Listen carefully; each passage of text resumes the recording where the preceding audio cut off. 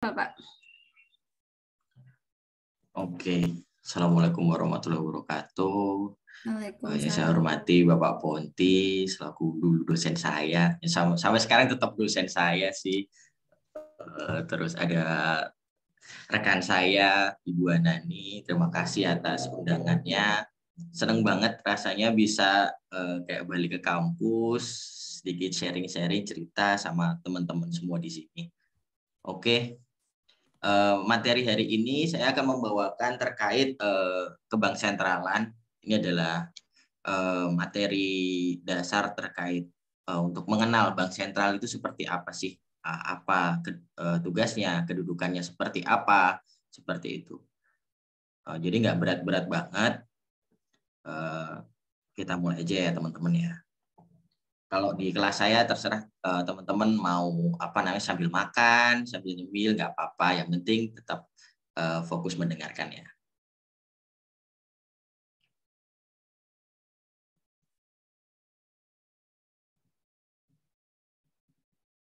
Nah di sini garis besar yang akan saya bahas yaitu tentang apa itu bank sentral, terus bagaimana sih bank sentral di negara lain, terus BI sebagai bank sentral itu seperti apa, dan kedudukan BI dalam tata negara dan tugas dan wewenangnya.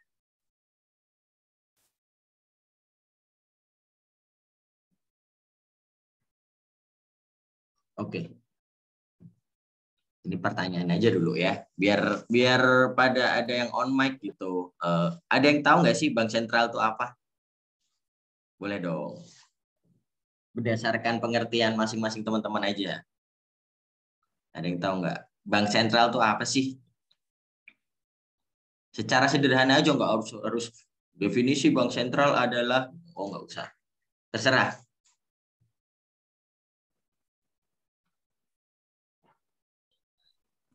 Mungkin masih malu-malu ini Pak Ridwan. Itu ada tuh. Ada tuh kayaknya. Kalihna, Minas Kalihna.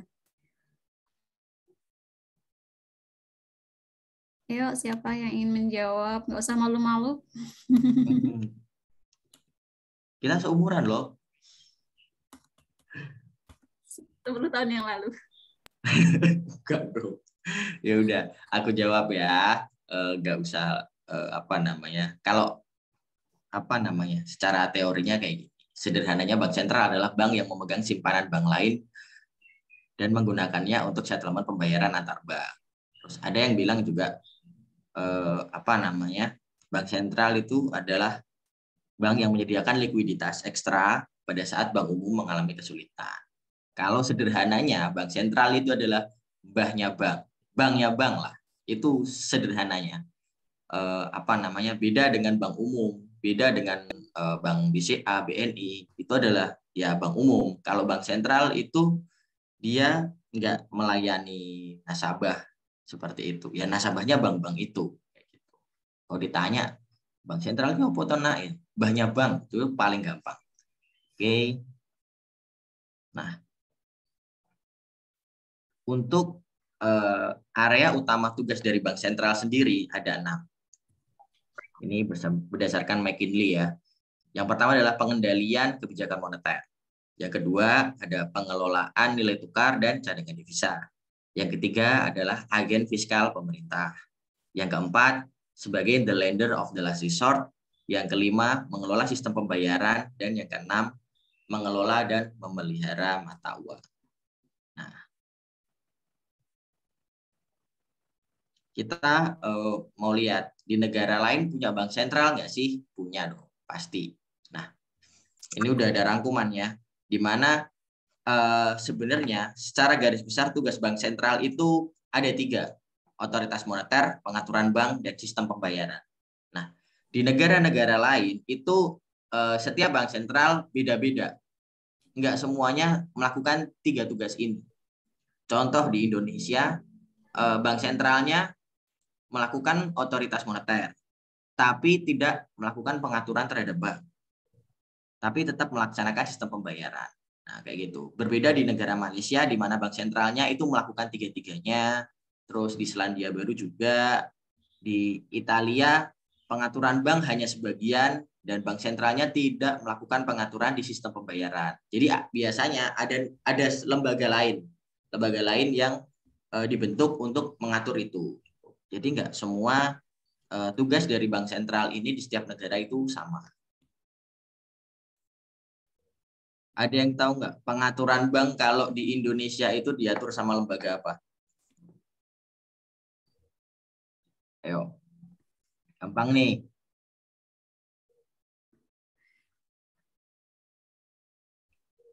Kayaknya masih Ada pada yang tahu? malu-malu. Nggak apa-apa. Aku waktu mahasiswa juga malu-malu. Yang tanya Mbak Nani terus dulu. Izin menjawab, OJK bukan, Kak? Ya, betul. OJK ya. Tugas mengatur dan mengawasi bank itu dilakukan oleh OJK. Bagus-bagus. Tadi Mbak siapa tadi? Feni, Kak. Deveni, bagus-bagus. Sip. Oke, next ya. Nah, di Bank Indonesia sebagai bank sentral. Nah, ini perbedaan paling mendasar kalau ditanya sama ibu di rumah. Bedanya Bank Indonesia sama Bank Mandiri apa? Gitu. Nah, perbedaannya adalah kalau di Bank Indonesia, yang pertama dia adalah lembaga negara, bukan perusahaan atau entitas bisnis. Terus yang kedua, tujuannya. Kalau kayak Bank BRI, Bank Mandiri, BCA, dia adalah tujuannya memperoleh profit atau laba atau keuntungan. Tujuannya di sana. Tapi berbeda dengan Bank Indonesia. Bank Indonesia itu tidak mencari keuntungan. Tapi tujuan utamanya adalah menjaga stabilitas nilai rupiah. Jadi mau di laporan keuangan yang mau rugi, mau untung, yang dilihat bukan itunya, tapi menjaga stabilitas nilai rupiah. Seperti itu. Ini sedikit info. Nah, karena ini masih dasar, kalau di rumah itu kan dapat WA, biasanya dari grup-grup WhatsApp nih, BI bagi-bagi hadiah, tapi minta uang administrasi pemenang, itu pasti hoax ya. Terus dapat transferan dana dari BI, pakai ada apa namanya bukti transfernya, itu juga hoax. Terus ada isu bahwa BI ngeluarin koin, ataupun nih yang paling sering nih, uang 1.000 koin kelapa sawit itu sekarang harganya 1 juta ya, itu juga hoax. Masih harganya masih sama-sama 1.000 ya, teman-teman ya.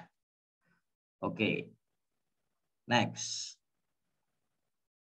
Ini tadi Bank Indonesia itu mempunyai tujuan tunggal, yaitu mencapai dan memelihara kestabilan nilai rupiah. Kestabilan nilai rupiah ini bisa dilihat dari dua aspek. Yang pertama terhadap barang dan jasa, yang kedua terhadap mata uang negara lain. Nah, kalau terhadap barang dan jasa, itu kita ngukurnya dengan tingkat inflasi. Kalau dengan mata uang negara lain, kita ngukurnya dengan kurs. Seperti itu. Jadi, kita menjaga itu, biar nilai rupiah kita tetap stabil terhadap barang dan jasa dan mata uang negara lain. Nah, selanjutnya adalah kedudukan BI dalam tata negara. Banyak yang tanya, sebenarnya BI itu di bawah kementerian apa sih? Gitu kan. BI itu pemerintah ya? Jawabannya di sini adalah bukan. BI adalah lembaga negara independen di luar pemerintahan dan tidak di bawah kementerian.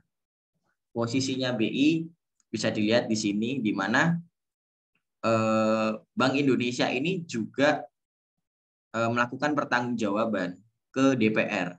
Seperti itu. Nah, di sini juga ada yang namanya Badan Supervisi Bank Indonesia. Jadi walaupun dia independen, tidak sepenuhnya tidak sepenuhnya bisa bebas melakukan apapun gitu kan. Di sini juga ada yang namanya Badan Supervisi Bank Indonesia, di mana Badan Supervisi Bank Indonesia ini membantu DPR untuk juga melakukan pengawasan kepada Bank Indonesia.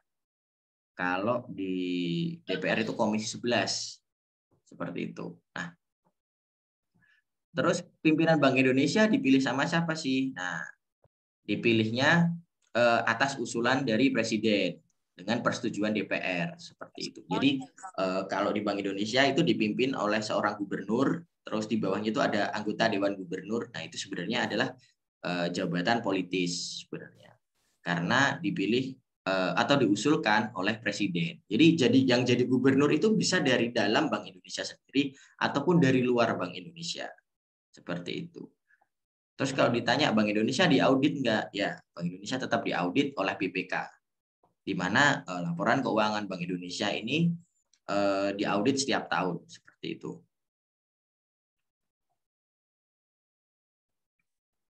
Nah, ini yang saya bilang tadi terkait anggota Dewan Gubernur. Nah, untuk sekarang susunan Dewan Gubernurnya adalah seperti ini, di mana Gubernur Bank Indonesia adalah Bapak Peri Warjio, terus Deputi Gubernur seniornya Ibu Destri, dan di bawahnya ada 4 Deputi Gubernur, ada Pak Doni, Pak Dudi, Pak Sugeng, dan Bu Rosmaya Hadi. Tidak semua orang yang ada di anggota Dewan Gubernur Bank Indonesia itu berasal dari Bank Indonesia. Kalau gubernurnya ya Pak Peri dulu dari BI. Cuman kalau Bu Destri itu dari LPS. Seperti itu. Karena ini adalah jabatan politis, jadi bisa dari luar, bisa dari dalam. Nah, selanjutnya adalah tugas dan wewenang. Yang pertama kita akan flashback dulu sejarah terkait Bank Indonesia sendiri. Nah, kelembagaan Bank Sentral itu dimulai dari pendirian di Javas Bank yang berevolusi dari bank sirkulasi hingga menjadi bank sentral saat ini. Kebetulan di Jogja itu ada bekas gedungnya, itu yang ada di 0 km yang biasanya dibuat foto-foto, dibuat konten TikTok. Nah, itu gedungnya yang di situ. Itu adalah gedung asli dari Javas Bank, cabang Yogyakarta, karena cabang pusatnya ada di Batavia dulu. Didirikan tahun 1822 dan pertama kali memperoleh hak oktroy atau mengedarkan uang dari pemerintah Hindia Belanda itu tahun 1828. Nah, karena pendirian dulu Javas Bank ini sebenarnya awalnya itu tuh bukan sebagai bank sentral, tapi dia itu untuk melancarkan bisnis VOC di Indonesia, seperti itu. Jadi bukan sebagai bank sentral. Nah, selanjutnya sebagai bank sirkulasi gulden di tahun 1828 sampai 1921. Dan selanjutnya itu diperluas dengan dia bisa mengeluarkan uang kertas bank, memberikan layanan pengiriman uang, pembukaan rekening, terus menjadi kasir pemerintah, dan menyelenggarakan clearing antar bank. Seperti itu. Terus ada pertanyaan, kenapa sih dulu nggak semua daerah ada Javas Bank gitu? Kenapa di Jogja? Emang di Jogja ada apa sih? Nah, dulu Jogja itu adalah pusat industri. Jadi pabrik-pabrik gula itu di sini dulu banyak. Jadi Belanda ngerasa bahwa harus ada Javas Bank di Jogja ini, seperti itu. Terus bank sentral itu terus berkembang ya. Jadi di mana pada 1953 akhirnya Javas Bank itu dinasionalisasi menjadi Bank Indonesia. Di mana tugas BI adalah menjaga stabilitas uang rupiah, mengedarkan uang, memajukan dan mengawasi urusan kredit dan bank. Selanjutnya, tahun 1968 tugas BI dikurangi. BI tidak dapat lagi menyalurkan kredit komersial. Kalau dulu orang itu bisa ngajuin kredit ke BI, ngutang sama bank sentralnya. Tapi waktu 1968 itu udah nggak bisa lagi. Terus 1999 sebagai lembaga negara yang independen dengan satu tujuan tunggal, yaitu mencapai dan memelihara stabilan nilai rupiah. Kenapa di sini ditekankan sebagai lembaga negara yang independen? Karena dulu sebelum 1999 Bank Indonesia itu berada di bawah pemerintah. Jadi bukan sebagai lembaga negara yang independen. Jadi keputusan dari Bank Sentral sendiri bisa diintervensi oleh pemerintah sebenarnya, karena ada di bawah pemerintah. Kalau sekarang setelah direvisi ini, Bank Indonesia udah menjadi lembaga yang independen. Dan itu terus diperkuat hingga 2019 di mana Bank Indonesia itu diberi independensi diimbangi dengan pelaksanaan akuntabilitas dan transparansi seperti itu. Jadi walaupun independen, walaupun dia itu tuh berdiri sendiri di luar pemerintah, tapi harus tetap akuntabel dan transparan.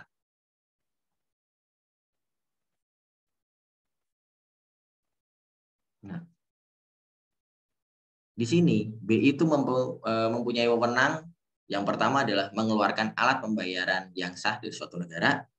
Yang kedua, merumuskan dan melaksanakan kebijakan moneter. Yang ketiga, mengatur dan menjaga kelancaran sistem pembayaran. Yang keempat, menjaga stabilitas sistem keuangan. Dan yang kelima adalah menjalankan fungsi sebagai the lender of the last resort. Fungsi the lender of the last resort itu kayak gini. Pada saat ada bank umum yang mengalami kesulitan likuiditas, gitu kan. Dan itu tuh nggak bisa ditolong ibaratnya ya dengan minjem dari bank lain or something kayak gitu. Dan dia udah nggak punya pilihan lain gitu kan. Nah, Bank Indonesia itu bisa menjadi the lender of the last resort. Ibaratnya pilihan terakhir untuk membantu likuiditas dari bank umum tersebut. Kayak gitu. Oke, kita bantu dengan rate tertentu bisa agar bank itu selamat. Dengan pertimbangan kayak gini, dampaknya kalau bank itu bangkrut apa sih? Berdampak sistemik enggak sih? Kayak gitu. Jadi enggak semua bank itu tuh bisa dibantu oleh Bank Indonesia. Karena harus dilihat resikonya. Apakah ini beresiko sistemik atau tidak? Seperti itu. Secara garis besar, tugas Bank Indonesia ini ada 3. Yang pertama adalah menjaga stabilitas moneter, yang kedua stabilitas sistem keuangan, yang ketiga stabilitas sistem pembayaran.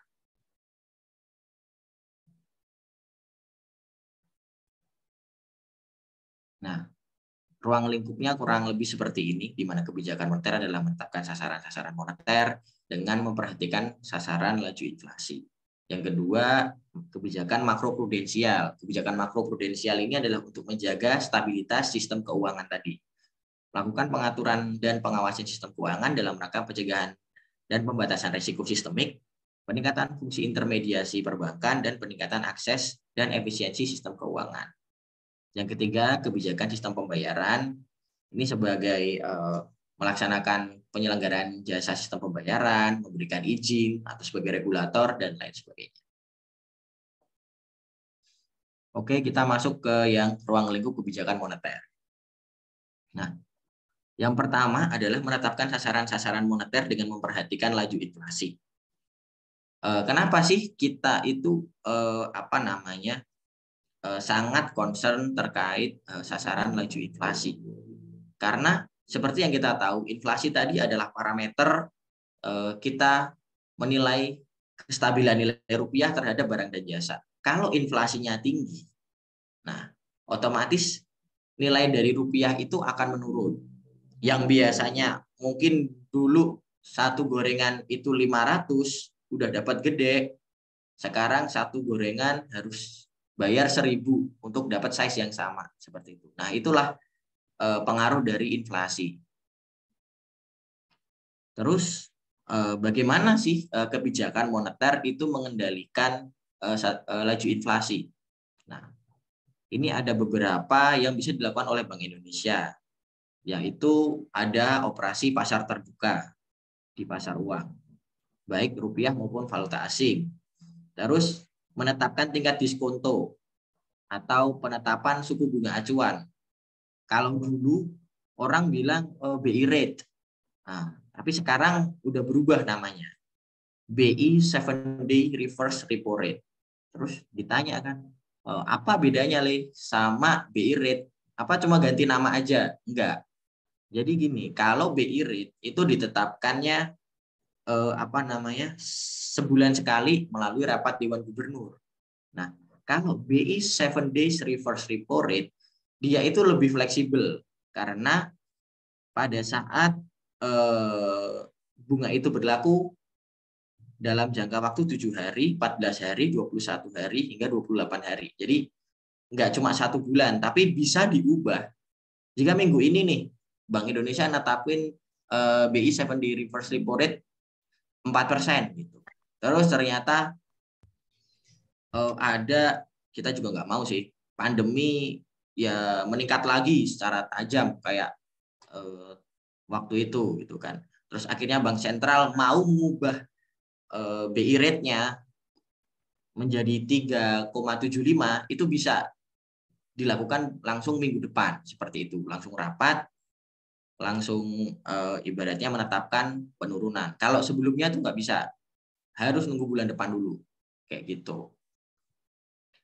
Terus ada menetapkan cadangan minimum. Cadangan minimum yang harus di-keep sama perbankan. Yang selanjutnya adalah mengatur kredit atau pembiayaan. Nah, kalau teman-teman lihat di sini, sebenarnya inti dari kebijakan moneter adalah mengatur perputaran uang di masyarakat. Kalau kita ngomong, itu sedot semprot. Kenapa sih sedot semprot? Contoh, operasi pasar terbuka. Operasi pasar terbuka itu Bank Indonesia menjual surat berharga Bank Indonesia ke pasar uang. Di mana pada saat ada orang yang membeli surat berharga itu, nah dia itu ibaratnya uangnya kan masuk ke BI, dia cuma dapat suratnya.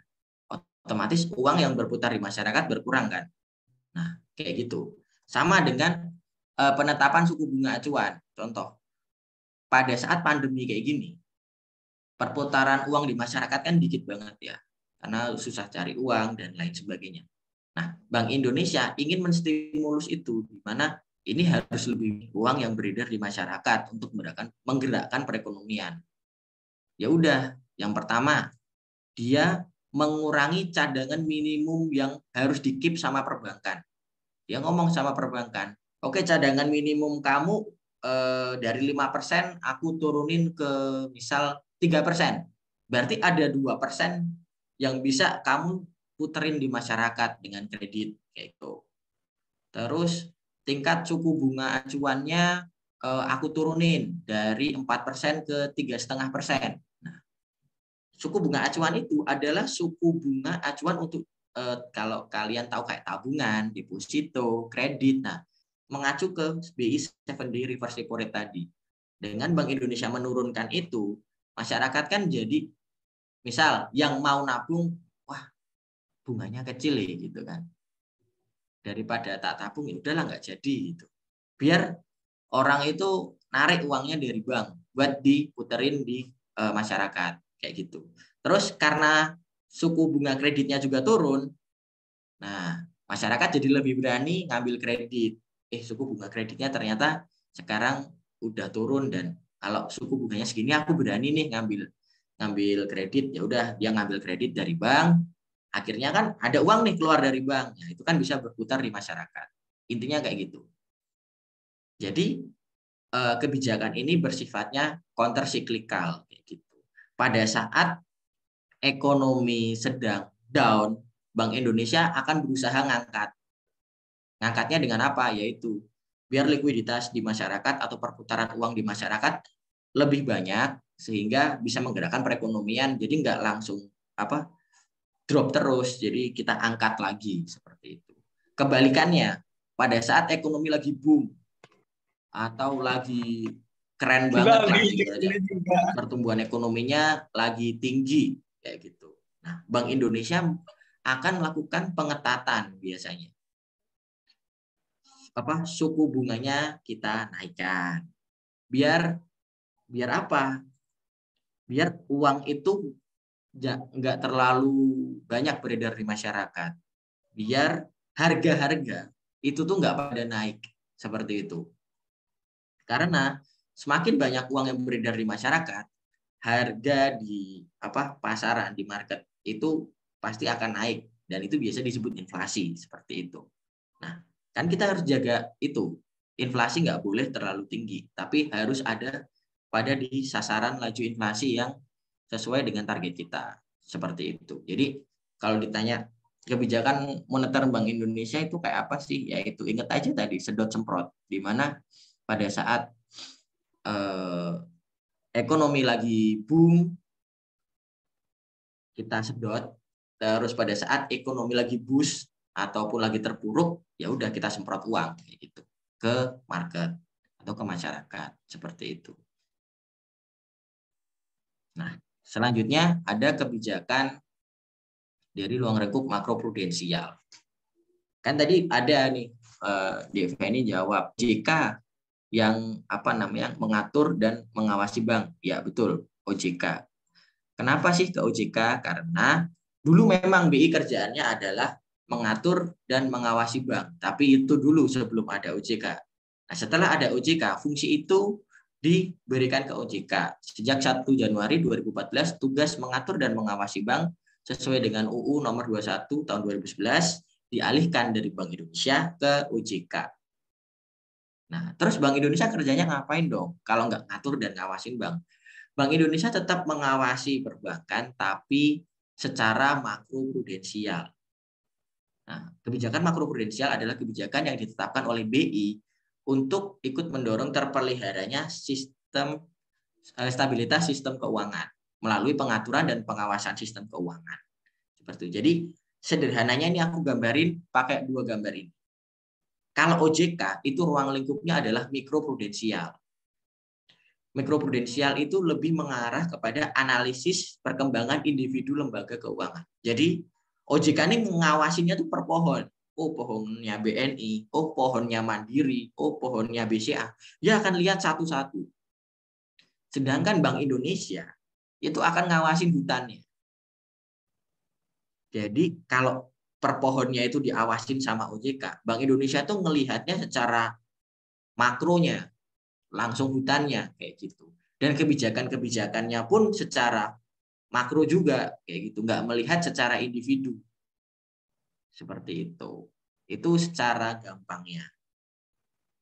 Terus contoh nih, salah satu contoh kebijakan makroprudensial yang mungkin kalian tahu. Waktu pandemi itu ada kebijakan terkait DP kendaraan 0%. Iya kan? Nah, itu adalah salah satu kebijakan dari salah satu kebijakan makroprudensial. Kalau di bahasa BI-nya adalah kebijakan LTV atau FTV, loan to value atau financing to value. Nah, di mana Bank Indonesia itu melonggarkan kredit bagi kendaraan bermotor dan rumah itu dengan DP maksimal 0%. Terserah nanti dari sektor industrinya, misalnya dari perusahaan motornya, ya udah DP-nya aku nggak mau 0% banget sih, tak bikin 3%, itu boleh. Tapi Bank Indonesia udah ibaratnya memberi kelonggaran melalui kebijakan itu. Buat apa? Biar masyarakat ngambil kredit, biar perputaran uang di masyarakat terjadi seperti itu. Karena waktu pandemi seperti yang kita tahu, ya pergerakan ekonomi kan sedikit sekali seperti itu. Akhirnya Bank Indonesia melakukan itu. Biar juga kredit perbankan jalan seperti itu. Next. Selanjutnya, ruang lingkup kebijakan sistem pembayaran. Nah, ini ibaratnya orang taunya paling banyak tahu BI ini soal BI yang ngeluarin uang, BI yang ngatur yang namanya sistem pembayaran. Nah, ini yang paling banyak orang tahu. Di mana BI itu juga melaksanakan penyelenggara jasa sistem pembayaran. Jadi misalnya kalau kamu transfer clearing, transfer RTGS, nah itu dilakukan oleh Bank Indonesia. Terus di perizinan, memberikan izin penyelenggaraan sistem pembayaran. Jadi kalau GoPay, OVO, dia itu harus seizin Bank Indonesia. Seperti itu. Terus ada mewajibkan penyelenggara jasa sistem pembayaran untuk menyampaikan laporan tentang kegiatannya. Jadi kita juga harus melihat, memonitoring kan bagaimana mereka berjalan seperti itu. Apakah ada terjadi pelanggaran atau indikasi kecurangan dan lain sebagainya. Terus menetapkan penggunaan alat pembayaran. Di sini alat pembayaran yang digunakan di masyarakat harus memenuhi persyaratan keamanan bagi pengguna. Seperti itu. Jadi peran BI di sistem pembayaran itu ada sebagai regulator, perizinan, operator, pengawas, dan fasilitator. Seperti itu. Nah, ini untuk di pengelolaan uang rupiah. Ada 6 tahap dalam pengelolaan uang rupiah yang dilakukan oleh Bank Indonesia. Yang pertama dari perencanaan, percetakan, pengeluaran, pengedaran, pencabutan, hingga pemusnahan. 3 yang atas ini yang aku garis ini, itu harus dilakukan dengan koordinasi dengan pemerintah. Misal nih, Bank Indonesia tahun 2015, aku tahun depan mau bikin cetakan uang baru tahun emisi 2016 yang kita pakai sekarang. Nah, itu harus dikoordinasikan dengan pemerintah. Terus terkait percetakan, nah ini yang dilakukan terus-menerus ya. Ibaratnya gini, Bank Indonesia itu harus berkoordinasi dengan pemerintah. Dia tuh mau nyetak berapa sih? Kayak gitu. Yang dimusnahin tuh berapa, yang dicetak berapa. Seperti itu. Jadi memang itu harus berkoordinasi dengan pemerintah terkait percetakan dan pemusnahan. Kalau yang dilakukan oleh Bank Indonesia sendiri itu adalah tahap pengeluaran, pengedaran, pencabutan, dan penarikan. Nah, ini pencabutan dan penarikan ini juga harus dipahami sama teman-teman di luar. Masih ingat kan kemarin Bank Indonesia itu juga nyabut beberapa uang rupiah. Yang paling banyak itu yang 100.000 yang ada plastik merahnya itu. Nah, itu tahun 2000 berapa ya? 18 apa ya? Atau 19 itu udah berakhir masa edarnya dan nggak bisa ditukar lagi setelah itu. Terus kalau ditanya jangka waktu penukarannya berapa lama ya, Kak? Itu 10 tahun. Itu apa namanya? Bisa ditukarkan di bank umum. Jadi misalnya sekarang nih tahun emisi berapa nih? 2016. Nanti 2026 misalnya, 2026 Bank Indonesia bilang bahwa kita akan menarik uang rupiah tahun emisi 2016. Gitu. Nah, masyarakat dikasih waktu itu 10 tahun untuk nukerin ke bank umum sama bank sentral. Nanti apa namanya? Setelah jangka waktu itu habis, ya udah, itu nggak bisa ditukar lagi. Nah, kenapa sih Bank Indonesia selalu memperbarui uangnya? Faktornya adalah keamanan. Karena keamanan dari uang tersebut itu emang kita tingkatkan terus. Tapi teknologi dari orang-orang atau oknum-oknum di luar sana itu juga meningkat juga gitu loh. Mereka juga research juga gimana cara malsunya dan lain sebagainya. Makanya kita harus ganti gitu, nggak bisa lama-lama seperti itu.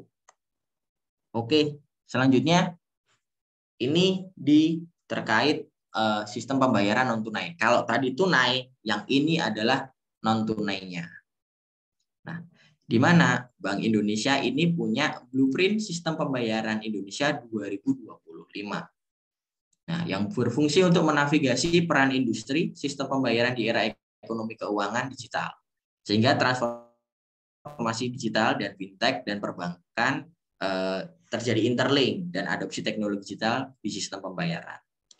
Kalau kalian udah familiar dengan pembayaran QR atau yang biasa kita sebut KRIS, nah itu adalah salah satu produk dari blueprint sistem pembayaran Indonesia 2025. Ada di sini yang belum pernah transaksi pakai QR? Nggak pernah dong. Masa ada yang nggak pernah? Nggak ada kan? Pastilah. Pasti udah kan? Milenial kok. Masa kalau transaksinya cashless lah. Jadi dengan apa namanya BP SPI 2025 ini ada 5 sasaran utama yang akan dituju. Yang pertama, integrasi ekonomi keuangan digital nasional. Yang ketiga, digitalisasi perbankan. Yang ketiga, interlink antara fintech dengan perbankan. Yang sekarang udah ya, banyak fintech yang sekarang udah interlink dengan perbankan. Yang keempat, keseimbangan antara inovasi dengan consumer protection. integritas dan stabilitas, serta persaingan usaha yang sehat. Yang kelima, yang paling penting adalah kepentingan nasional dalam ekonomi keuangan digital antar negara. Kayak gitu. Dengan blueprint ini,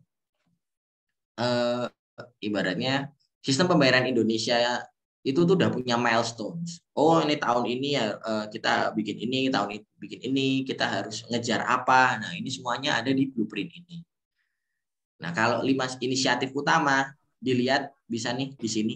Ada kris pembayaran digital. Nah, kris ini kalau yang ini kebangetan banget sih kalau milenial belum pernah transaksi pakai QR.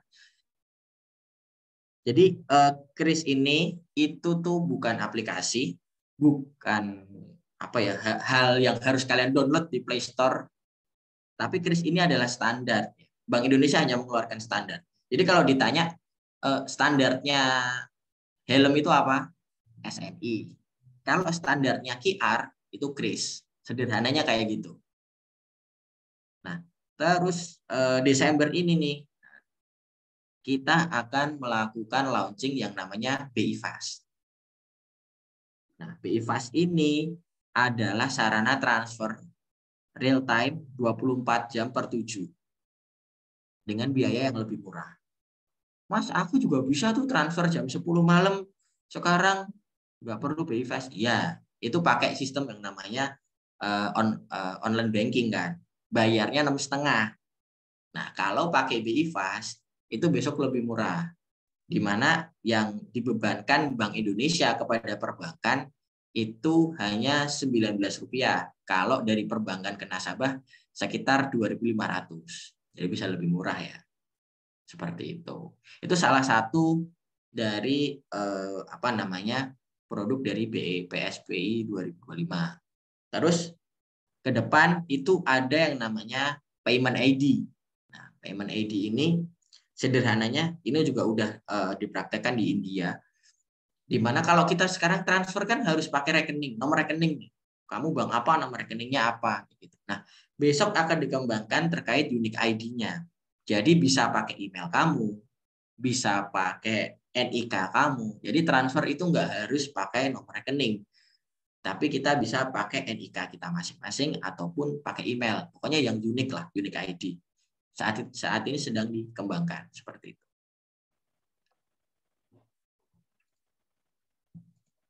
Nah, pada tahun 2021 terdapat tiga milestone dari BSPI 2025 yang sudah dilakukan.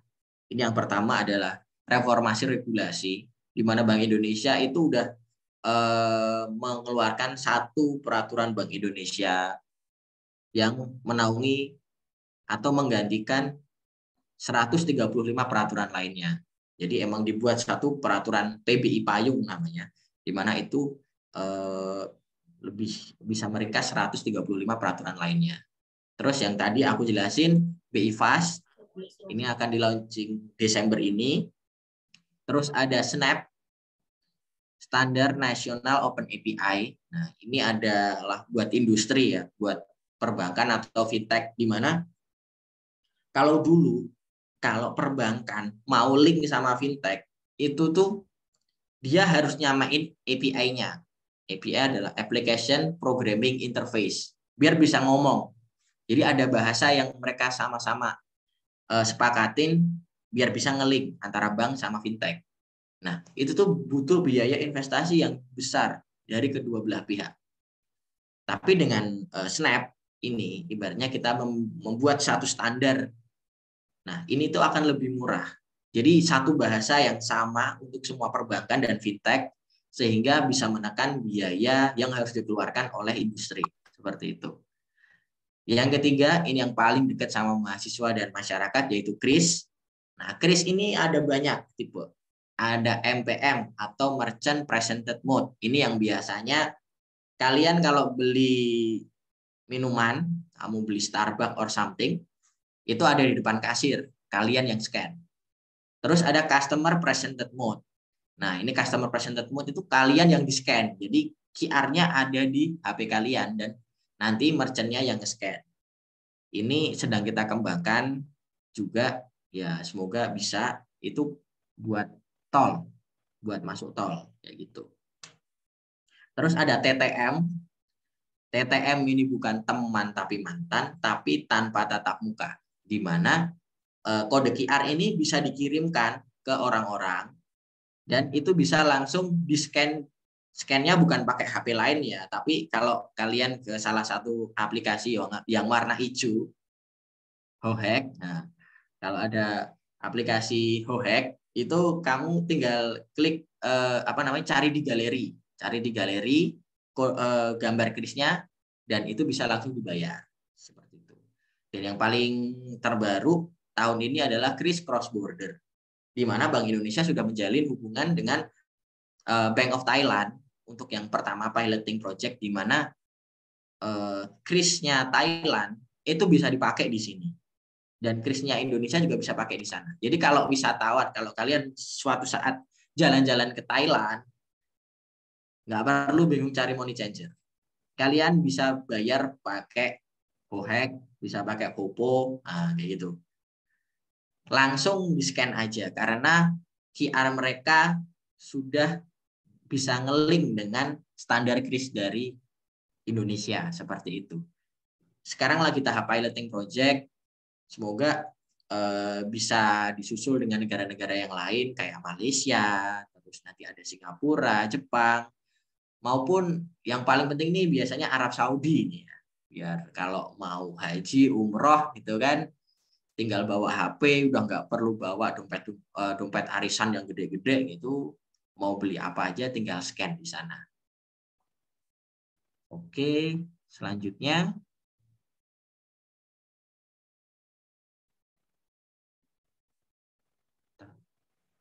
Kesuara animasi nih. Oke. Bank Indonesia ini menjalin kerjasama dengan lembaga-lembaga internasional di luar negeri. Itu juga banyak hal, itu ada terkait intervensi bersama untuk kestabilan pasar valuta asing, terus ada penyelesaian transaksi lintas negara, hubungan koresponden, tukar-menukar informasi terkait tugas-tugas bank sentral, dan pelatihan penelitian di bidang moneter dan sistem pembayaran. Jadi tugas Bank Indonesia ini juga ada yang di bidang internasional, ada departemennya sendiri, kalau di BI itu namanya Departemen Internasional. Seperti itu.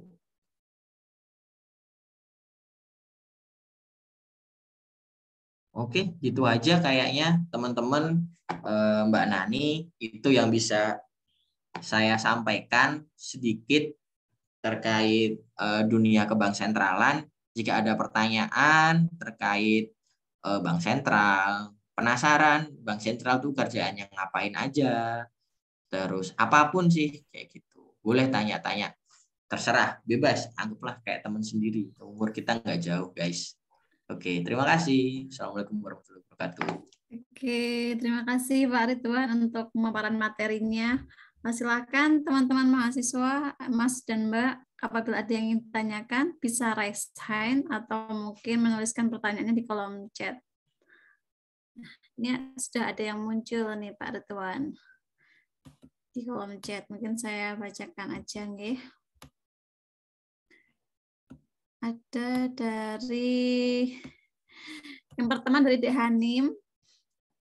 Satu aja mungkin ya, satu dijawab terus satu dijawab itu mungkin ya Pak Ridwan ya. Oke, yang pertama dari Dek Hanim, saya ingin bertanya, saya pernah mendengar berita tentang BI akan meredenominasi nilai rupiah. Nah, apakah itu benar? Jika benar, itu kapan dimulai? Dan apa keuntungan dan kerugian dari redenominasi nilai rupiah? Terima kasih. Mau dijawab dulu atau dibacakan semua dulu? Boleh langsung dijawab. Oh iya. Iya, emang kalau isu ini tuh udah dari zaman gubernurnya Pak Darmin ya. Pak Darmin itu berarti 2014 aku masih kuliah. Iya. Kepengen yang namanya redenominasi uang rupiah. Tapi kenapa sih nggak jadi-jadi kayak gitu? Ada banyak aspek sebenarnya yang harus benar-benar diperhatikan. Yang pertama ya jelas kondisi perekonomian ya. Karena redenominasi ini akan langsung menyerang psikologis dari orang-orang. Contoh, yang biasanya kalian melihat harga Starbucks itu 50.000 gitu kan. Kalau kita coret 3 nolnya di belakang itu tinggal 5.000. Kerasa murah kan? Iya, murah. Starbucks sekarang cuma 5.000. Jadi biasanya ada dampak yang lebih masyarakat itu akan lebih konsumtif karena ngelihat harganya lebih murah, jadi murah gitu kan. Kalau itu ibaratnya tidak diedukasi dengan baik, gitu kan. Udah siap belum masyarakat kita dengan redenominasi itu? Itu yang pertama dari segi psikologisnya ya, dan kondisi perekonomian yang jelas karena itu pasti akan mempengaruhi konsumsi. Yang kedua dari sisi biaya. Nah, otomatis juga akan melakukan pencetakan uang rupiah dengan jumlah yang sangat besar.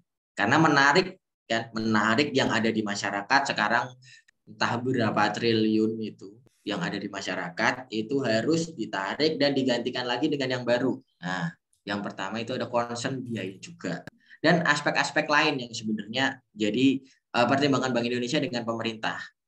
Kalau ditanya kapan, belum tahu. Kalau masa pandemi ini kayaknya nggak mungkin. Karena kita fokus recovery. Kalau redenominasi di tengah pandemi itu paling ya negara lain, Indonesia gila juga ya. Gitu paling. Berani redenominasi di tengah pandemi. Jadi kalau ditanya kapan, belum tahu. Tapi banyak aspek yang memang dipertimbangkan dalam kebijakan itu. Terima kasih, Dek Hanim. Oke, terima kasih Pak Ridwan atas jawabannya. Benar ya, dari mulai kita kuliah dulu sudah ada ya ini ya wacana ini. Udah, tapi nggak jadi-jadi ya. Ternyata itu juga. Iya, karena masih ada PR yaitu mengedukasi atau psikologis tadi ya Pak Ridwan ya. Oke, pertanyaan yang kedua ya Pak Ridwan dari Dek Mitra Kusrina Angelina. Assalamualaikum Pak Ridwan. Sebelum kami perkenalkan, nama saya Mitra Kusrina Angelina dari Prodi D4 Akuntansi. Saya ingin bertanya, tujuan dari Bank Indonesia itu kan menstabilkan kurs rupiah. Nah, saya ingin bertanya terkait dengan tujuan dari Bank Indonesia itu sendiri. Kebijakan-kebijakan apa saja yang dilakukan oleh Bank Indonesia dalam mencapai tujuan tersebut? Lalu, apa saja upaya yang dilakukan Bank Indonesia dalam menghadapi risiko ekonomi digital di masa mendatang? Oke, berarti ini kebijakan dan risiko ekonomi digital, Pak Ridwan. Oke. Yang tadi ya terkait tujuan Bank Indonesia ya, tujuan tunggal Bank Indonesia memang menstabilkan nilai rupiah. Yang pertama terhadap barang dan jasa, yang kedua terhadap mata uang negara lain yang dilihat dari kurs. Nah, terus apa sih yang dilakukan Bank Indonesia untuk menjaga itu kan ibaratnya kurs rupiah? Yang pertama Bank Indonesia nih kalau di masa pandemi nih ya aku cerita. Bank Indonesia itu bisa melakukan intervensi ke pasar uang. Kayak gitu. Jadi ingat ya Bank Indonesia, kalau ditanya, wah rupiah itu segitu-gitu aja, sekarang kursnya di 14.000 terus gitu. Karena memang Bank Indonesia adalah tujuannya adalah menstabilkan ya. Enggak Bank Indonesia itu kursnya dibuat jadi kayak zaman Pak Harto dulu 4.000. Bisa banget. Tapi ya kita kayak bukan kebijakan yang wise buat perekonomian. Itu akan malah ngacak-ngacak perekonomian kayak gitu kalau kamu atau masyarakat ngelihatnya berdasarkan angka. Tapi kenapa sih Bank Indonesia itu pengen kurs yang stabil? Yang pertama itu adalah itu terkait di mana kegiatan perekonomian itu harus misalnya gini deh, lu jual beli sama gue gitu. Masa harganya rubah-rubah terus?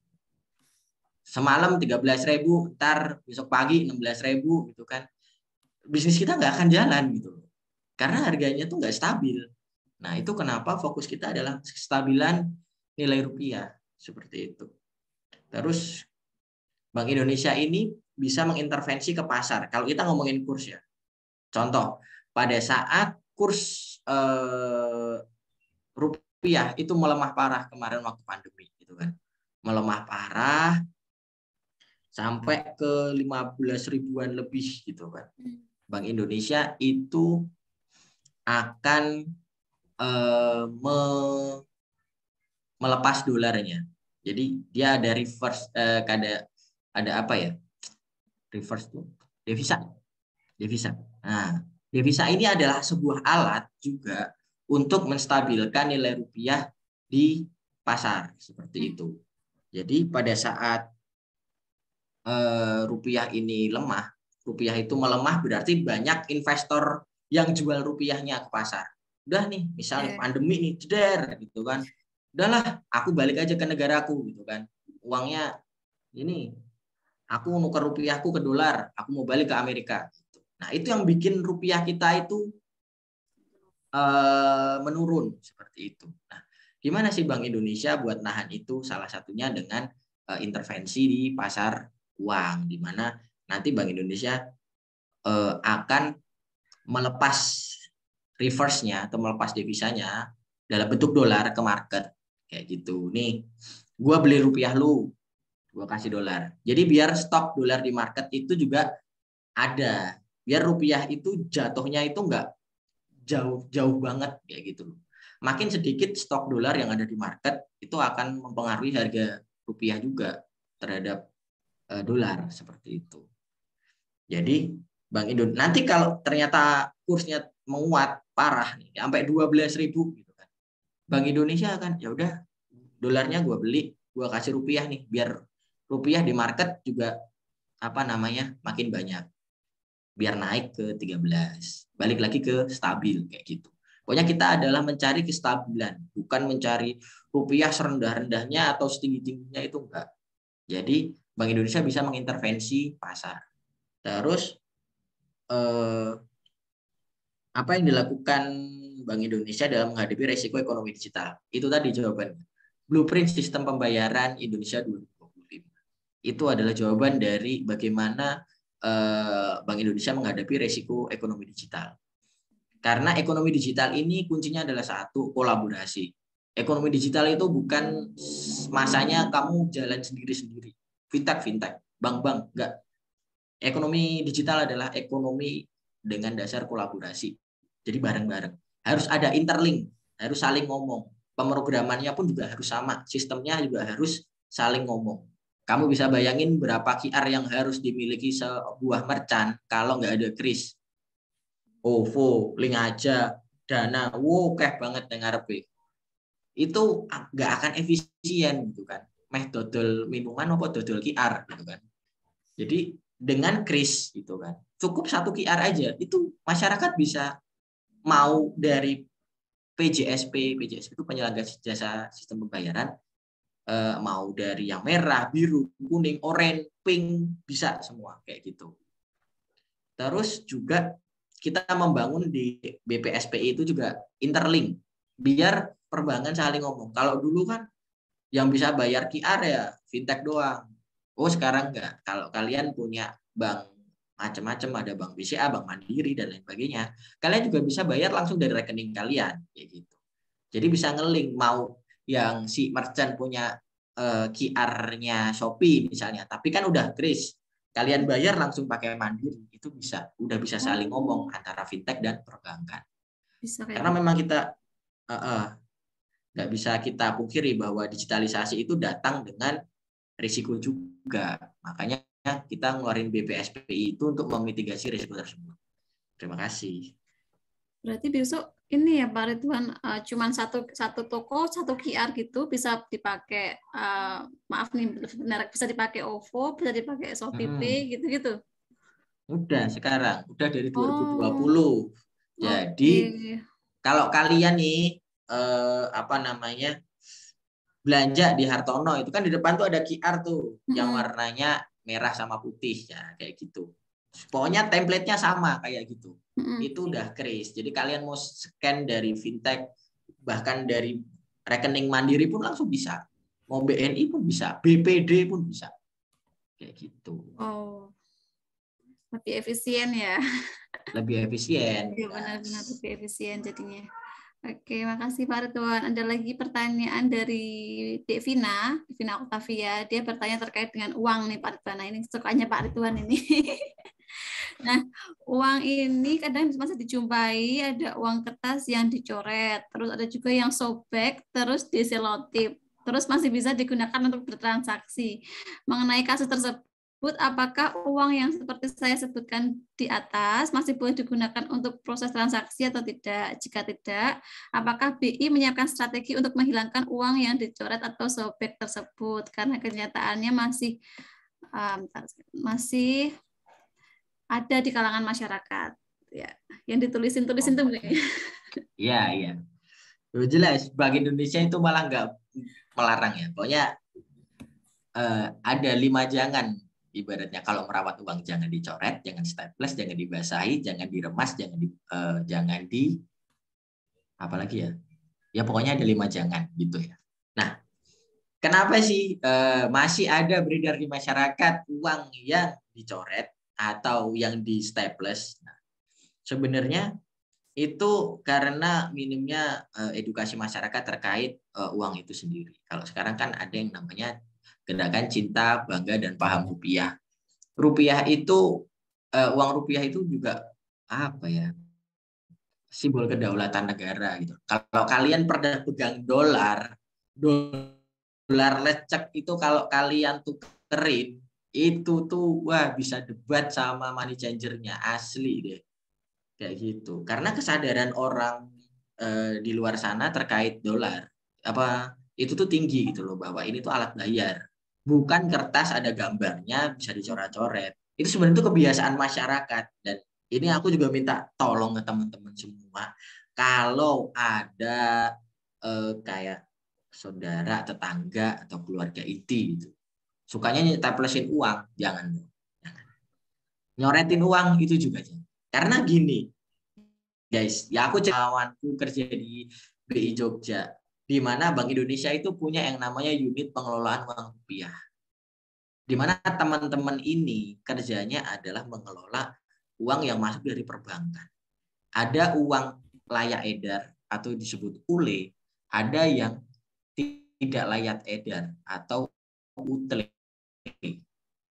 Nah, kalau dapat UTLE ini, udah misalnya nih ya, uang itu udah staples sekali, itu udah masuk UTLE karena udah bolong uangnya. Kamu coret, itu masuk UTLE, tidak layak edar sebenarnya. Dan Bank Indonesia tugasnya adalah meracik uang ini dan menggantikannya dengan yang baru. Bisa kalian bayangin kalau se-Jogja aja kerjaannya nyoretin uang. Itu teman-teman saya yang di kantor gak pulang-pulang. Pulang jam 9 malam ngeraciin uang tiap hari.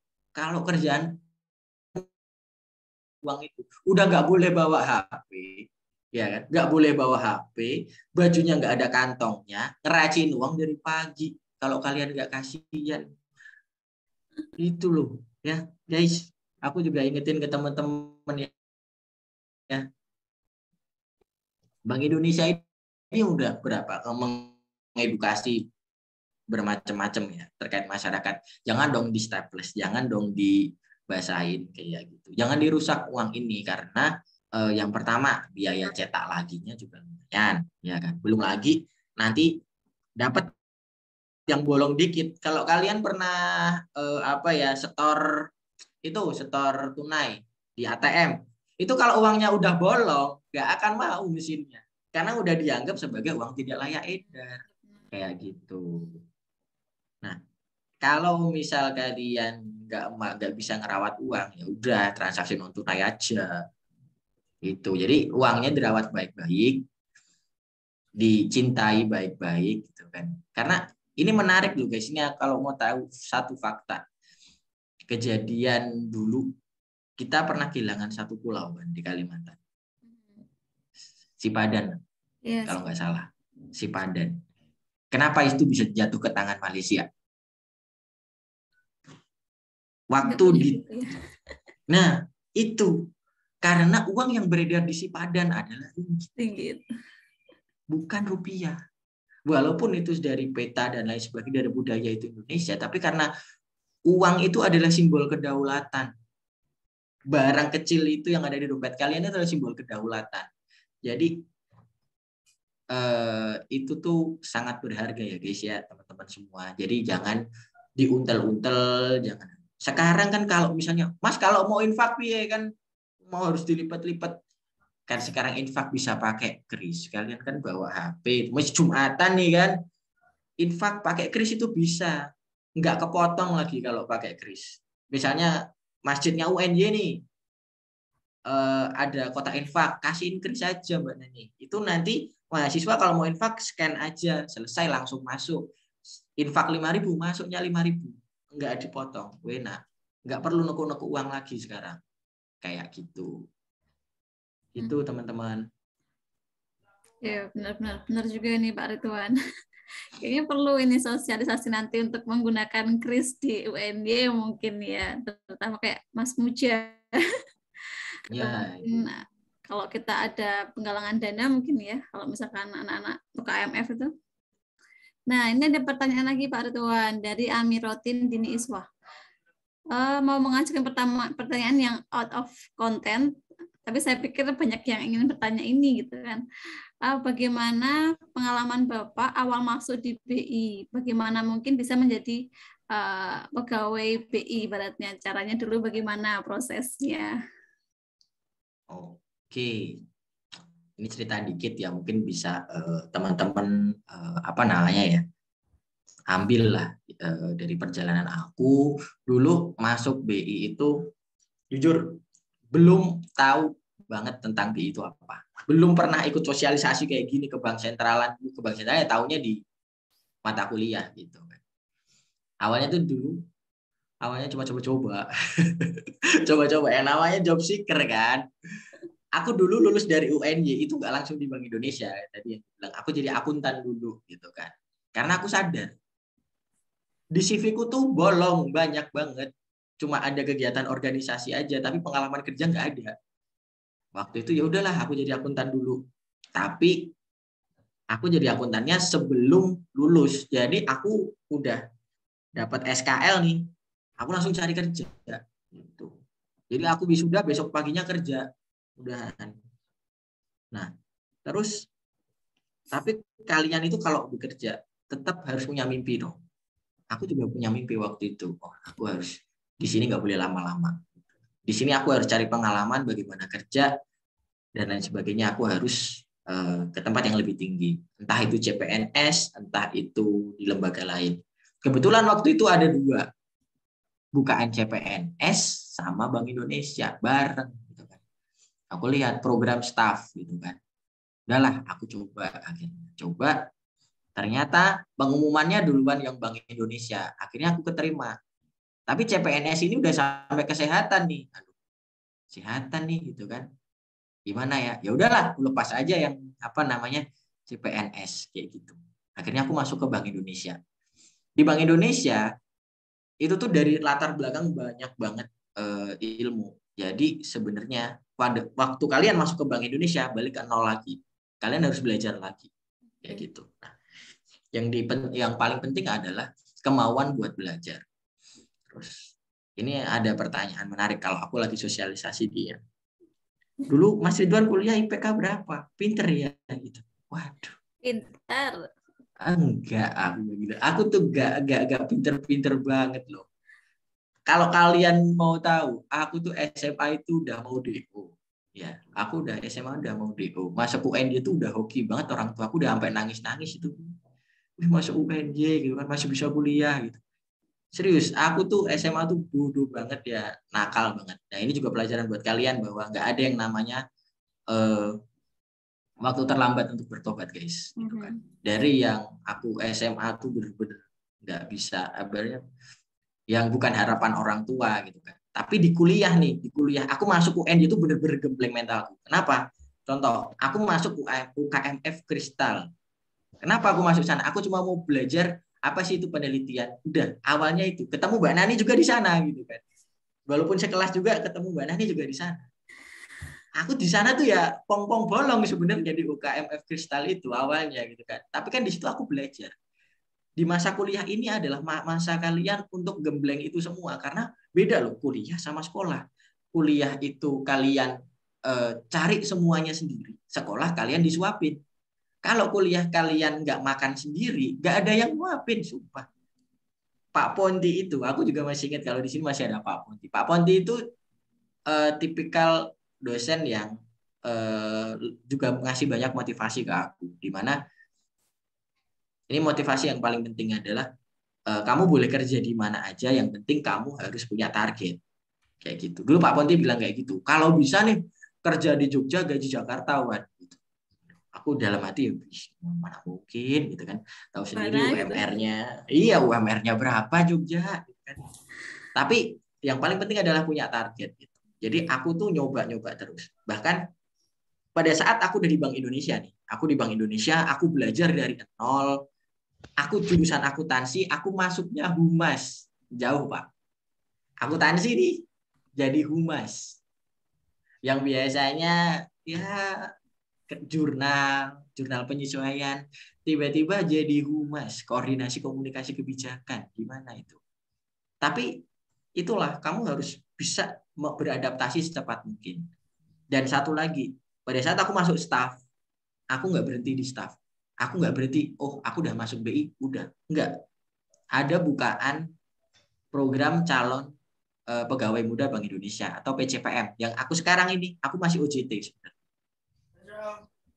Akhirnya aku daftar itu. Loh kenapa Mas?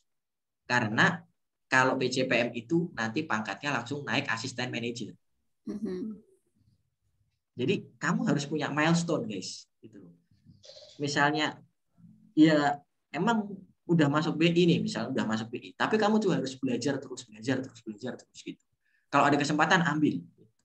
Waktu kuliah juga sama. Waktu ada kesempatan organisasi ambil. Waktu pengalaman wawancara kerja, kalian bisa jualan itu. Kalian bisa jualan. Aku dulu kuliah gini. Aku punya dulu dapat permasalahan di kampus kayak gini dengan cara penyelesaian saya kayak gini.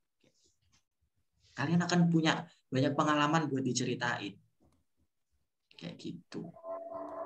Bisa. Aku tuh teman UNY ku tuh ada adik angkatanku.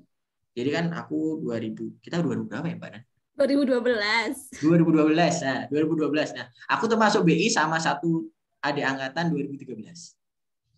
Ada anak satu angkatan. Jadi UNY itu juga kok jangan minder, wah, lulusan.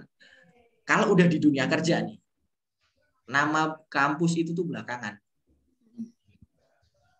Temanku aja ada lulusan Jana Badra kok, santai aja. Jangan minder duluan gitu kan. Wah, teman-teman universitas yang sebelah pinter-pinter. Enggak, kamu lebih pinter pasti gitu kan. Tergantung kamu sendiri pokoknya. Kualitas dirimu tuh ditentukan kamu sendiri, bukan alma mater, Bro. Itu aja sih. Benar-benar. Oke, makasih Mas Ridwan. Kalau ada saya yang ingat dulu tuh waktu Mas Ridwan kuliah itu jago banget editing PPT, editing Corel, terus video. Itu ada nggak sih Mas manfaatnya sekarang pas kerja, mungkin bisa diceritain biar anak-anak tuh punya semangat biar ada. mengeksplor hal lain selain akuntansi sebagai tambahan gitu mungkin. Yes. Jujur dulu saya kalau ada tugas video saya larinya ke Mas Ridwan, langsung minta tolong. Iya, ada. Justru waktu di staff, aku wawancara waktu program staff, itu yang pertama ditanya adalah, kamu bisa edit video? Karena di CV aku ngomong, di situ aku juara 1 lomba short movie sama aku bisa edit video. Aku langsung ditanya waktu itu, kamu bisa edit video? Bisa Pak? Gitu kan? Video apa? Nah, ini pentingnya portofolio.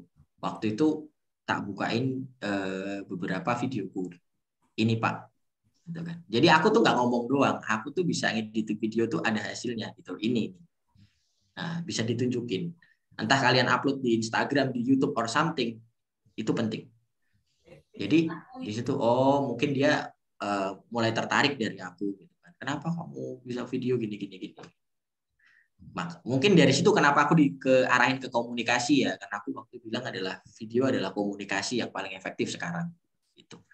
Nah, misalnya PPT sekarang pun di Bank Indonesia itu kepake banget, di mana kerjaanku adalah bikin tayangan untuk misalnya ada pimpinan atau apa yang mau pemaparan dan sebagainya, bikin tayangan, bikin PPT itu tuh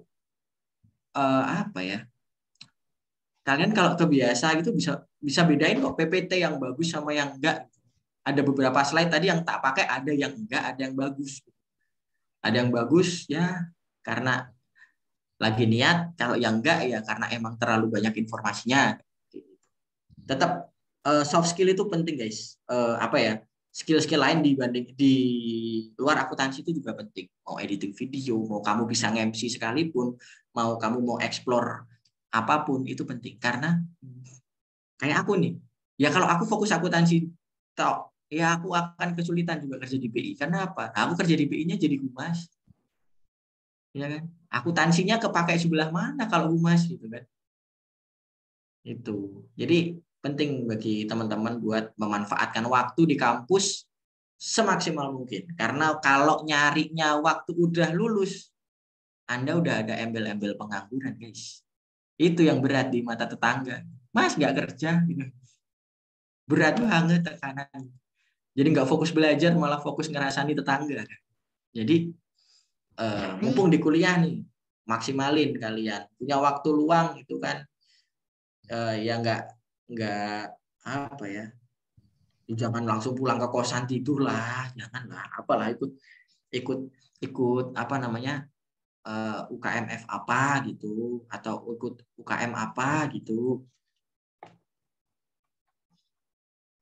kayak gitu Mbak Nani.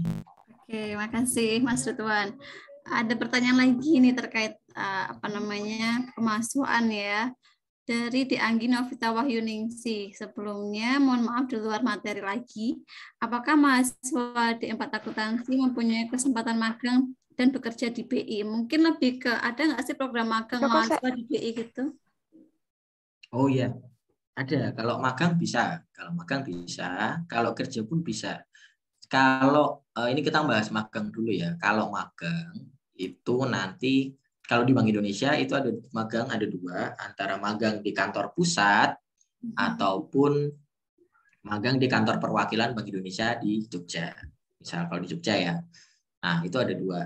Karena pengelolaannya sendiri-sendiri. Kalau di pusat ya nanti kamu ke pusat, kalau di Jogja ya nanti kamu cuma di Jogja.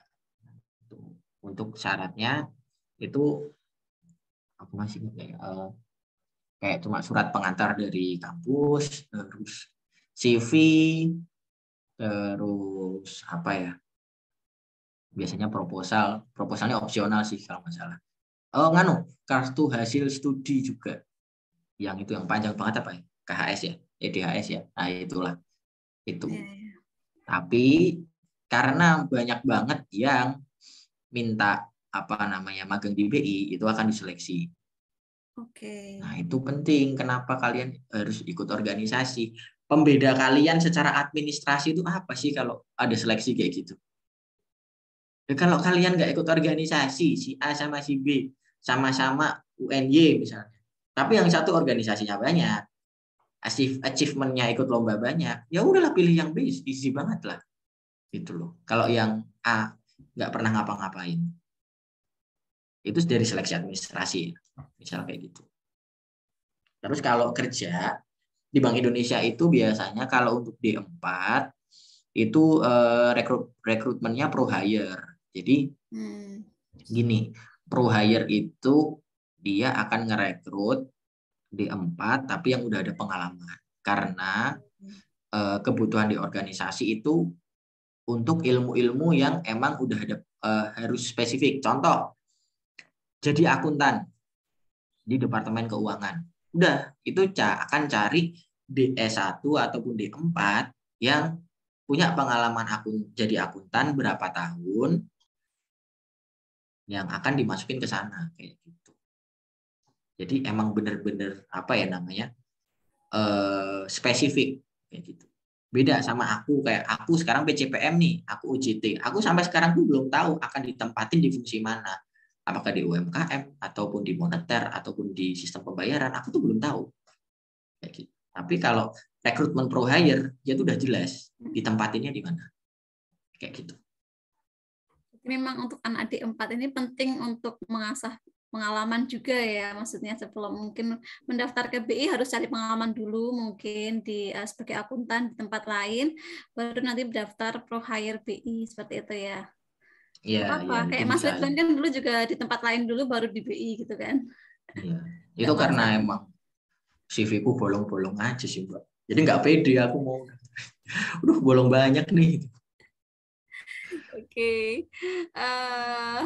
Nggak, ini Mas Ridwan terlalu merendah aja sepertinya. Oke, ada pertanyaan lagi masih bisa ya Mas Ridwan ya? Boleh, boleh. Mhm. Aku agak slow waktunya. Oke. Ini masih terkait dengan BI dan juga OJK ini. Terkait dengan kredit online. Nah, bagaimana kebijakan BI dan OJK dalam menyikapi permasalahan tersebut? Dikarenakan saat ini juga ada kemungkinan bahwa aplikasi kredit online bisa disalahgunakan menjadi kredit online ilegal, sehingga akan merugikan masyarakat mungkin dari tingkat suku bunga yang sangat tinggi. Gimana nih Mas Ridwan? Iya, kalau masalah ini tuh memang jadi concern akhir-akhir ini ya, karena ini juga dampak pandemi juga mungkin ya, karena orang juga butuh pinjaman, cari yang gampang tanpa agunan gitu. Tapi kita ngelihat gini, teman-teman. Sebenarnya Bank Indonesia sama OJK itu juga udah punya daftar yang legal. Ini daftar yang legal. Kenapa nggak pakai yang legal dan kenapa memilih yang ilegal? Yang pertama, biasanya mereka ketipu iklan gitu kan. Terus yang kedua, persyaratannya kalau ilegal itu jauh lebih gampang memang. Nah, itu sebenarnya. Masyarakat kita ini kalau udah dikasih yang enak-enak ini gampang banget beloknya soalnya. Gitu. Dikasih yang kayak gitu tuh kayak easy banget lah. Mungkin lah gampang lah, foto pakai KTP selesai dapat uang itu. Padahal dampak ke belakangnya panjang kayak gitu. Nah, sebenarnya pinjaman online itu kenapa sih gampang? Yang pertama, karena ini yang legal ya. Ini kan ngomongin yang legal. Kalau ilegal kalian pasti tahu lah. Kalau yang legal, tapi kenapa suku bunganya lumayan tinggi gitu. Yang pertama dia mau memberikan kemudahan dong, ya kan. Pay later lah, misalnya. Kayak pay later itu kan gampang banget. Klik, klik, klik, klik. Yang penting kamu udah akun verified selesai. Tapi kan kegampangan itu harus diikutin kalau dari sisi industrinya ya. Misalnya aku si warna oranye ini, aku ngasih pay later ke kamu kan. E-commerce warna oranye ini kan juga harus ngelihat kamu bisa bayar apa enggak. Kamu tak kasih kemudahan juga kan ada resiko. Aku tuh nggak tahu kamu loh gitu kan. Ya makanya bunganya pasti agak tinggi per harinya. Dan itu kan bunga per hari kan. Kayak gitu. Terus kenapa sih banyak disalahgunain gitu kan? Masyarakat juga, edukasi masyarakat juga sebenarnya. Contoh nih, aku kalau di keuanganku sendiri, aku nggak boleh punya cicilan lebih dari 30% dari total take home payment-ku. Aku udah patokin itu. Kenapa Mas? Kan masih ibaratnya kenapa nggak 70% gitu kan? Alah cicilan kredit kan misalnya nggak nyampe 10% gaji. Kan kehidupan orang kan kebutuhannya banyak Pak. Banyak di Indonesia itu kayak gini, dia pengelolaan kreditnya tuh nggak bagus, jadi asal pinjam aja, kurang dikit pinjam, dan biasanya tuh pinjam buat aset-aset yang non produktif, beli motor tapi motor gaya-gayaan, terus beli apa, ada yang lebih pusing lagi itu kan, udah ngutang pinjam online dimasukin investasi saham. Sahamnya turun, pinjamannya nggak kebayar, stres. Itu yang banyak kemarin terjadi tahun lalu kan kayak gitu. Jadi sebenarnya masyarakat ini yang harus juga kalau dari Bank Indonesia dan OJK, kita akan tetap meregulasi, ibaratnya mengawasi gimana biar masyarakat nggak kejebak di pinjaman online yang ilegal. Dan kita juga melakukan monitoring kepada yang legal juga.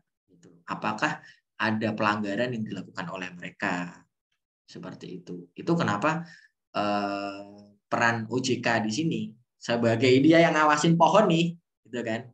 Itu tuh juga penting banget.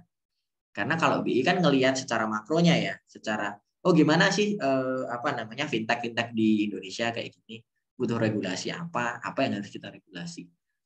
Tapi kalau yang per pohon ini kan sebenarnya ranahnya OJK ya, teman-teman dari OJK. Nah ini pengawasannya juga harus strong lah kayak gitu. Karena balik lagi masyarakat Indonesia ini kalau urusan kredit nih lumayan hobi banget kayak gitu. Oke, makasih Pak Ridwan. Masih ada 2 pertanyaan lagi. Yang pertama dari Dek Mariska. Saya Mariska Amalia Putri, mohon maaf sebelumnya. Saya ingin bertanya terkait dengan apa saja tantangan yang dihadapi Bank Sentral dalam pemulihan ekonomi, serta bagaimana cara Bank Sentral dalam pemulihan ekonomi di masa pandemi. Oke, ini mungkin yang sedang dilakukan ya berarti ya. Iya. Yang pertama untuk pemulihan ekonomi dari sisi moneternya dulu ya. Moneter kan sekarang Bank Indonesia melakukan kebijakan moneter yang akomodatif, di mana suku bunga kita tahan di 3,5%, 3,5%, di mana ini diharapkan dapat menstimulus perekonomian di masyarakat dengan tingkat suku bunga yang maksudnya cukup, kalau terbilang ya ini tuh rendah gitu, biar masyarakat itu yang nggak ragu ngambil kredit, terus memudahkan juga masyarakat. Nah, di sisi lain Bank Indonesia itu juga melakukan apa namanya ya, membantu APBN. Nah, kalau kalian pernah dengar di mana Bank Indonesia ini membeli surat berharga negara atau SBN-nya pemerintah buat mendanai APBN kayak gitu. Jadi ceritanya ibaratnya ini kasarannya ya, pemerintah ibaratnya butuh duit gitu kan, APBN-nya apa namanya butuh bantuan. Nah, Bank Indonesia ini oke, kamu nerbitin SBN, surat berharga negara, aku beli, BI yang beli nih, kayak gitu. Bunganya nanti apa namanya ditanggung sama Bank Indonesia. Nah, udah dibeli surat berharganya, bunganya ditanggung. Nah, ya udah akhirnya Bank Indonesia dengan waktu itu sama Menteri Keuangan sepakat, oke, itu lumayan jumlahnya, hampir 400 triliun kalau nggak salah, nanti teman-teman bisa cek sendiri di internet, hampir 400 triliun. Jadi yang selain dari kebijakan Bank Indonesia sendiri dalam stimulus perekonomian lewat kebijakan moneter, Bank Indonesia juga mendukung dari fiskalnya dengan pendanaan APBN itu tadi, seperti itu. Nah, terus macam-macam sih kalau pandemi ini. Contoh kayak sebenarnya banyak kebijakan Bank Indonesia di masa pandemi ini. Contoh kayak KRIS tadi. KRIS ini digratisin untuk UMKM dengan skala mikro dan kecil. Jadi sebenarnya kan KRIS itu ada MDR-nya, merchant discount rate. Kayak kalian kalau gesek kartu di mesin edisi itu kena MDR 2-3% itu dari nilai transaksi. Kalau KRIS itu kenanya 0,7%. Jadi kalau transaksi 10.000 kena MDR-nya Rp70, sebenarnya sangat-sangat murah banget gitu. Nah, selama pandemi untuk UMKM yang kecil dan menengah itu kita gratisin. Kalau yang benar-benar gratis itu biasanya untuk kegiatan keagamaan sama sosial. Kalau kalian misalnya mau ada kegiatan bansos gitu kan, pakai KRIS, ya udah itu kalau misalnya ada orang nyumbang 1.000 masuk 1.000. Kalau kalian infak 5.000 ya masuk 5.000, mau wakaf 10.000 ya masuk 10.000 kayak gitu. Tapi kalau yang di pandemi ini kita juga gratiskan buat UMKM dan ya UMKM yang kecil dan mikro tadi kayak gitu. Oke. Siapa lagi ya? Banyak banget soalnya. Kurang satu. Kurang satu nih Pak Ridwan dari Muhammad Ervin. Dia ingin bertanya terkait dengan kesannya setahu saya BI menjalankan tugas besar yang sifatnya krusial pada sistem ekonomi negara atau juga ruang lingkup yang dijalankan BI adalah tingkat lembaga bank. Pertanyaannya adalah apakah bisa Bank Indonesia memberi jasa pada nasabah perorangan untuk masalah penyimpanan uang, peminjaman, dan lain-lain? Apakah bisa? Nggak bisa dong. Nggak bisa ya? Karena aku udah bilang tadi di mana Bank Indonesia ini adalah banknya bank. Yang nyimpen duit di BI ini adalah bank. Nggak bisa orang pribadi, nggak bisa minjem di BI juga secara pribadi, itu nggak bisa. Seperti itu. Memang BI punya ruang lingkup di sistem ekonomi yang sangat krusial, yaitu tadi menjaga stabilitas sistem keuangan biar enggak terjadi dampak-dampak sistemik yang kalian bisa tahu mungkin ya 98 terus 2008 kayak gitu, dampak-dampak seperti itu. Bahkan pandemi seperti ini pun sebenarnya juga berdampak di perbankan juga, dan Bank Indonesia juga harus mengambil peran di sana untuk menyelamatkan perbankan kita kayak gitu, untuk menjaga stabilitas sistem keuangan tetap berjalan. Alhamdulillah juga pandemi ini juga bisa kita belum melalui, tapi kita jalani dengan sangat baik. Jadi fungsi dari Bank Indonesia sendiri adalah menjadi bank sentral. Jadi yang namanya bank sentral itu tidak melayani secara pribadi, nggak bisa nabung, nggak bisa ngurusin pinjaman secara pribadi, itu nggak bisa. Terus ini ada yang menarik mungkin. Kalau dulu orang banyak tanya, Mas, BI checking. Nah itu dulu BI checking kan BI yang ngelihat aku punya tunggaan utang berapa gitu. Ya dulu sebelum ada OJK memang kalau orang mau ngajuin kredit ke bank itu bisa dilihat BI checkingnya lancar apa enggak. Tapi kalau sekarang itu bukan namanya BI checking tapi slik OJK. Karena itu sudah pindah tangan ke OJK yang ngurusin terkait hal tersebut, jadi itu adalah ranah dari OJK, seperti itu. Begitu Mbak Nani. Ya, makasih Mas Ridwan. Semua pertanyaan sudah terjawab ya. Mungkin ada lagi yang ingin bertanya secara langsung, mumpung ada Mas Ridwan di sini. Monggo teman-teman bebas. Ini Mas, Pak, kebanyakan dari ini Mas Ridwan dari kampus Wates dan kampus Gunung Kidul. Oh, sekarang ada kampus Gunung Kidul? Ya, kami punya kampus baru dari tahun kemarin ya, Gunung Kidul. Dari tahun 2020. Keren banget loh. Makin banyak aja mahasiswanya. Iya. Nggak apa-apa. Yang Ada penting itu teman-teman itu punya target. Di UNJ itu aku mau ngapain sih? Itu sih paling penting.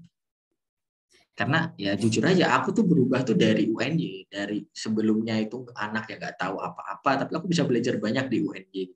Ikut banyak organisasi itu juga bagus buat pengembangan soft skill kalian. Aku yang sebelumnya nggak bisa public speaking, bisa public speaking. Bahkan aku waktu itu juga belajar stand up. Ya gitu. Jadi ibaratnya kalian adalah waktu kuliah itu dimanfaatkan sebaik mungkin. Karena waktu kalian udah nggak kuliah nih, kalian kalau mau ngembangin diri susah, asli. Susah banget. Makanya dimanfaatin waktu kuliah. Oke, makasih ya Pak Ridwan untuk waktunya. Terima kasih sekali sudah mau bergabung bersama kita, meluangkan waktunya di sela-sela kesibukan, seperti itu berbagi sama adik-adik rekan mahasiswa, seperti itu. Jadi kalau bisa saya simpulkan tadi dari pemaparannya Pak Ridwan terkait dengan kebank sentralan itu adalah bahwa bank sentral itu punya tugas utama, yang pertama otoritas moneter terkait dengan peredaran uang, dan yang kedua terkait dengan sistem pembayaran. Nah, selain itu tetap ada kerjasama dengan berbagai pihak ya terkait dengan mengembangkan apa namanya SPIP ya, SPIP terkait dengan blueprint digital Bank Indonesia untuk 5 tahun mendatang sampai 2025.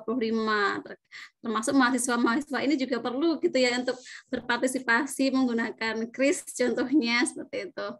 Nah, mungkin Mas Ridwan ingin ada closing statement. Closing statement apa ya? Yang jelas yaitu tadi sebenarnya closing statementku tetap semangat buat teman-teman adik-adikku yang dari kampus UNY. Pokoknya kalian harus apa ya, punya target ke depan, intinya kayak gitu.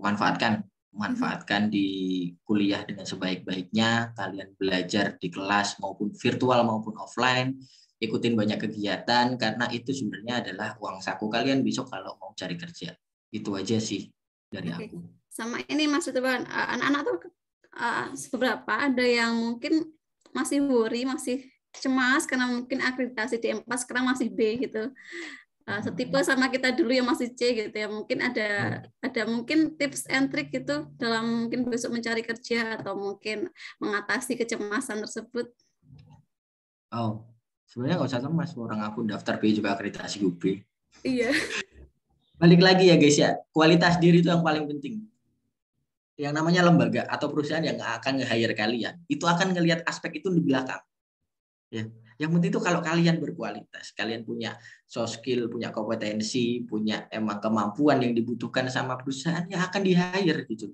Terlepas mau akreditasimu B, terakreditasimu C, karena kan yang di-hire mereka kan kamu, bukan akreditasi universitas atau jurusan kayak gitu. Jadi yang paling penting adalah ngembangin diri kalian. Gak usah worry-worry banget soal hal kayak gitu. Oke, terima kasih Pak Ridwan untuk closing statement-nya. Sekali lagi kami haturkan terima kasih banyak kepada Pak Ridwan Suryo Pranowo telah mau berbagi ilmu kepada kami, kepada mahasiswa kami, telah meluangkan waktunya di sela-sela kesibukan, telah memberi motivasi juga ke adik-adik untuk bagaimana mengembangkan diri sebaik mungkin selama masih menjadi mahasiswa seperti itu. Mungkin kita ada sesi foto ya, Bu Sinta. Oke, Bu Ana. Silakan adik-adik kalau mau apa namanya? On cam dulu ya. On cam dulu. Mana ini? Berapa ada on cam? Malu mungkin. Malu. Oke, ini ada berapa ya? Tadi ada 4 sheet, sekarang tinggal 3 sheet. Nggak apa-apa ya. Sheet yang pertama dulu. Ayo bergaya dulu ya. 1, 2, 3. Kemudian sheet yang kedua. Ini sama sekali ya nggak ada yang mau on cam. Ayo dong on cam. Sheet yang kedua ya. Oke, 1, 2, 3. Dan yang terakhir. 1, 2. Oke, udah Bu Nani? Terima kasih Bu Sinta. Ya. Menginjak acara yang terakhir yaitu penutupan. Mari kita tutup acara hari ini dengan penuh rasa syukur kepada Tuhan Yang Maha Esa dan juga mengucap hamdalah, alhamdulillahirabbil alamin. Saya selaku moderator sekaligus pembawa acara mohon undur diri bila dalam membawakan acara ataupun memandu acara masih banyak kesalahan, mohon dimaafkan. Terima kasih lagi kepada Pak Ridwan telah meluangkan waktunya. Semoga next time kita bisa undang lagi ya Pak Ridwan. Siap. Selalu siap lah kalau kampus sendiri yang undang pokoknya. Oke. Langsung 45. Iya. Terima kasih sekali ya Pak Ibu dosen juga telah ikut bergabung bersama kami. Terima kasih Mas dan Mbak mahasiswa juga telah meluangkan waktunya di sela-sela mungkin jadwal kuliah seperti itu. Saya akhiri, wassalamualaikum warahmatullahi wabarakatuh. Terima kasih, sampai jumpa di series praktisi mengajar selanjutnya. Terima kasih ya Pak Ridwan telah meluangkan waktunya. Terima kasih Mbak Nani. Terima kasih Bu. Terima kasih. Sehat selalu. Salam buat istri dan juga keluarga. Ya, terima kasih teman-teman semuanya ya. Mohon izin live. Terima kasih. Terima kasih. Sampai jumpa. Terima kasih juga ya Bu Sinta, Bu Sinta dan Bu Rudi, Bu Sinta dan Pak Rudi. Ya. Terima kasih semuanya Pak Ponti. Terima kasih Pak Ponti. Ini mungkin sudah mulai tadi ada acara jam 10. Sampai jumpa hari berikutnya, hari besok ya untuk praktisi mengajar selanjutnya. Oke, terima kasih semuanya. Oh, ada Pak Andrizal. Oh ya, Pak Andrizal, lalu Pak, terima kasih kehadirannya. Nah, kalau ekspor Terima kasih Pak Andrizal telah bergabung bersama kami. Lagi sambil ngajar mungkin.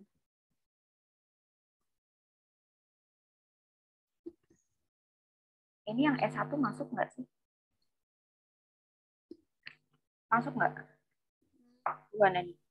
Saya kurang hafal juga ya nama-namanya. Bahkan harusnya ada kan ya? Nggak cuma D4 aja. Ada mungkin cuman saya nggak hafal namanya aja mungkin.